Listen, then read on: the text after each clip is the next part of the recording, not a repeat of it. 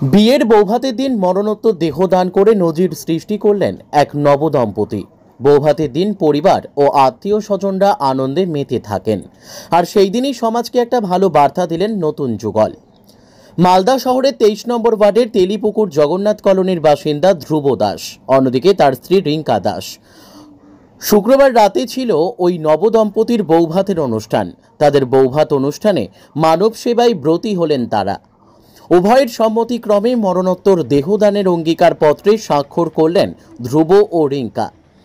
ধ্রুব বাবু বলেন, আমাদের বিয়ের বৌভাত অনুষ্ঠানের দিনটাকেই বেছে নিয়েছি দেহদানের জন্য। আসলে আমার এবং স্ত্রীর ভীষণ ইচ্ছে ছিল আমরা এই সিদ্ধান্ত গ্রহণ করি। আমরা চাই আমাদের মৃত্যুর পর দেহ দুটি চিকিৎসা শাস্ত্রে ছাত্রদের কাজে লাগুক। এই বিষয়ে মালদা জাগরণ ওয়েলফেয়ার সোসাইটির এক সদস্য জানান, আমরা মালদা মেডিকেল কলেজে অ্যানাটমি বিভাগের ফর্ম নিয়ে ওনাদের কাছে এসেছিলাম। সেই ফর্ম আমরা যথাযথভাবে পূরণ করালাম। এই ফর্মটি জমা দেওয়া হবে মালদা মেডিকেল কলেজের অ্যানাটমি বিভাগে। পরে সমস্ত কিছু নিয়ম পালনের পরে নথিটি নবদম্পতির হাতে তুলে দেওয়া হবে। আজকের এই শুভ দিনে আমি ও আমার স্ত্রী দেহদানের অঙ্গীকারবদ্ধ হলাম।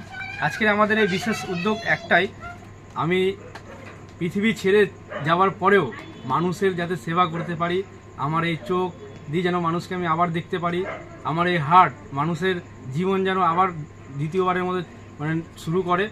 এই সব কারণের জন্যই আমি চাই আমার যে আজকে দেহদান, সেই দেহদানটা সফল হোক। আমি আমাদের মালদা মেডিকেল কলেজ হাসপাতালে আমাদের এই দেহদানের কর্মসূচিটা পালন করলাম।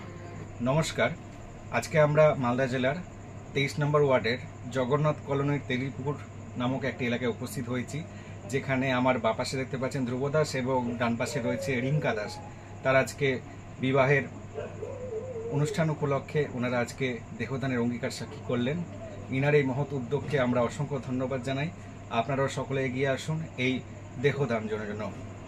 আপনারা এই এগিয়ে আসলে মালদা মেডিকেল কলেজের চিকিৎসা ক্ষেত্রে উন্নতি হবে এবং আরও আনুষঙ্গিক যেসব কার্যকলাপ রয়েছে সেসব ক্ষেত্রে উন্নতির বিকাশ ঘটবে।